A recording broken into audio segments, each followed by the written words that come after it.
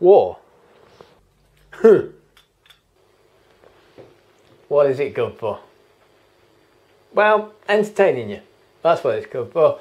In light war games. In this case, we're going to have a look at 1775 Rebellion, which is from Academy Games and is pretty easy to play and gorgeous to boot. So let's go and have a look. Now when I say light war game, I mean it's a war game that you can play if you're into board games, like the history of war, but don't want to spend 18 hours recreating the Battle of whatever in great detail.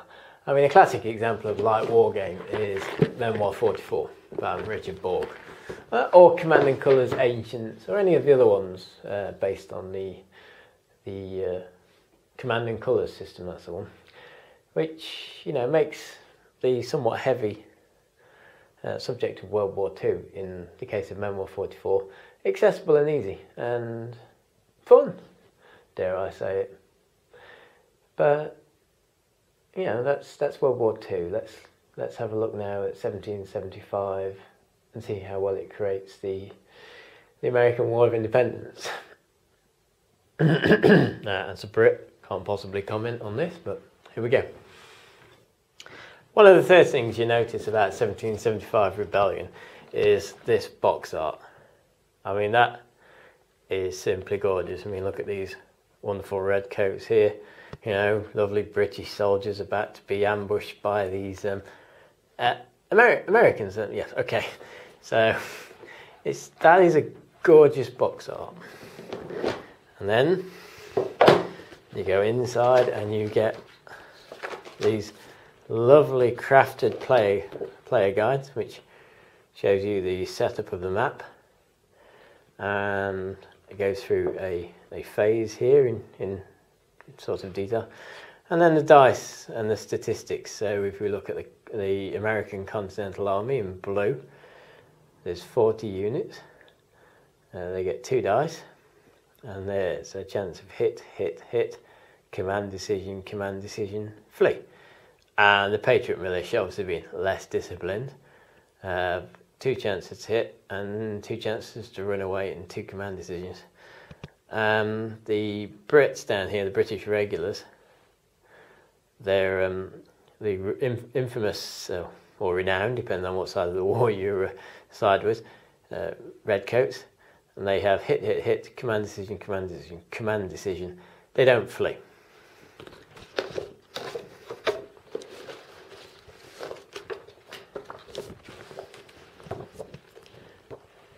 And we have the rule book, which has got a sort of reduced version of that on the front, and it walks through the whole setup of the game in simple step-by-step sort of procedures, and gives you clarifications on the cards here, as well as a sort of beginner introductory scenario for a shorter game, the normal campaign, and the Siege of Quebec.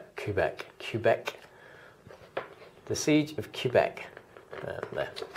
It also dedicates the last 3 pages to a history of what happened that led up to the American Revolution of 1775 to 1783. The game comes as this large, sort of almost oversized map of the fledgling states of America, and it is just gorgeously drawn. It's a little compass there, and then you've got where you put your fled units, and a round tracker, and it's just a pretty thing to look at. And over there you've got the name of the game. And what it also does is at the start of the main campaign, so the sort of War for Independence, each state is divided into sort of areas, and they will tell you what to put. So here you would have 3 British regulars and 3 loyalist militia, and if we moved over to the southern states, which are under American control, you see in South Carolina it would have 1 Patriot militia for the Americans, and the Continental Army over there, and it does that across the whole board, including the spots for Native Americans that are in green up there. So you can see at the top of New York there'd be 3 green. And once they're placed out, what happens is each turn, out of a cloth bag, you will put your hand in. Just easier to said than done, one-handed. And you will pull out a coloured cube, in this case red. So place that on the turn marker, that's for turn 1. And the red player would take their go. And what they do is they'd have a hand of 3 cards. These are the ones for the Patriot Militia here. And they'd play, say, a movement card. So this allows 3 armies to move 1 space. And 3 armies can consist of multiple colours. So let's say it was the British regulars go. Their army could be this British regular and 3 loyalist militia, so they could move 1 space. Then you have these custom types of movement. So this one's boat movement for the Patriot Militia, and that would let you take, in this case, it would let you take up to 3 cubes to form an army and move them down the coast and do that twice. So they go from, let's say they were in here, they could move to there and fight whoever's there. And the board tells you that such, like this arrow here, means that this part is actually reachable from the sea down here.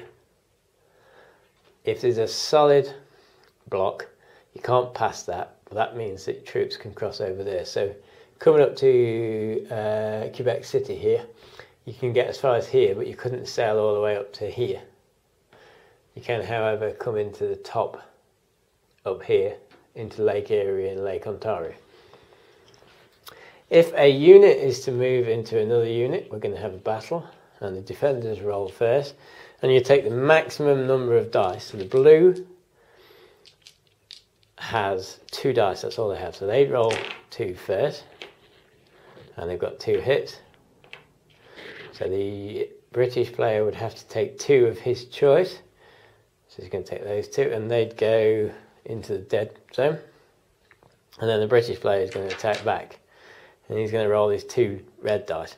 Had he have kept a yellow, let's say 1 yellow kept alive, and he'd roll that, and you get 2 command decisions and 1 hit. So the American player would take 1 off, and the command decisions mean that the Brits can, if they want, move back out.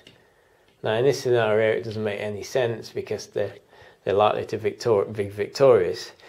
If a occupying force controls the entire state, so if we have a look here at Rhode Island, let's say that had only got Brits, then you would take a double-sided marker here, and you would place the Brits, and you would keep moving round by round using the round marker.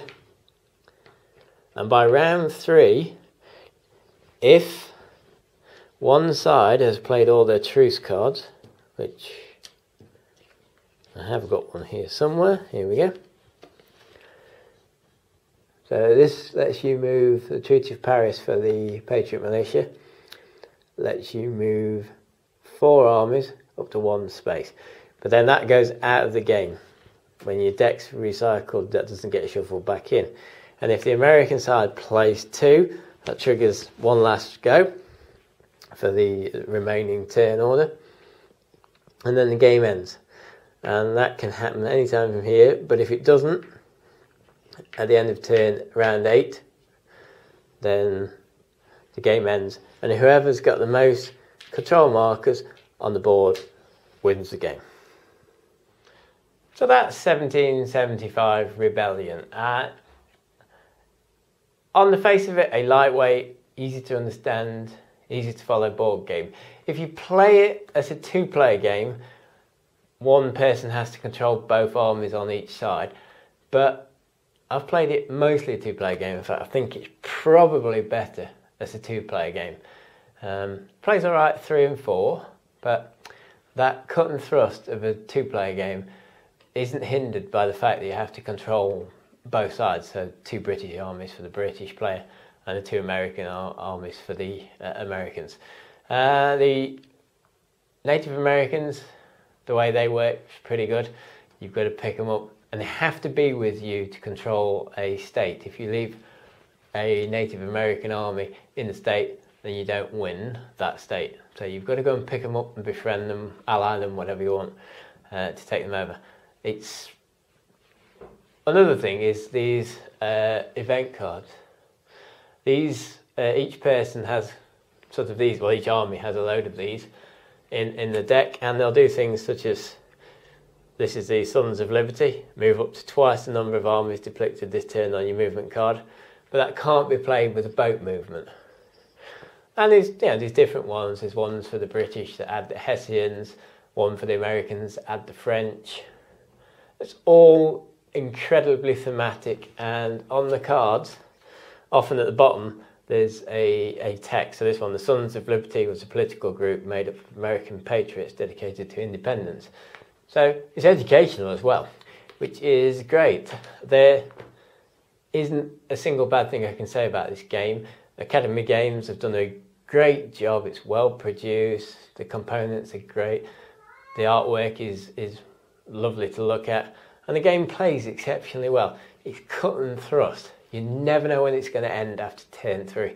You're always vying for stuff. It's difficult for the British to get down to the southern states without using their warships. But then again, those warships are great.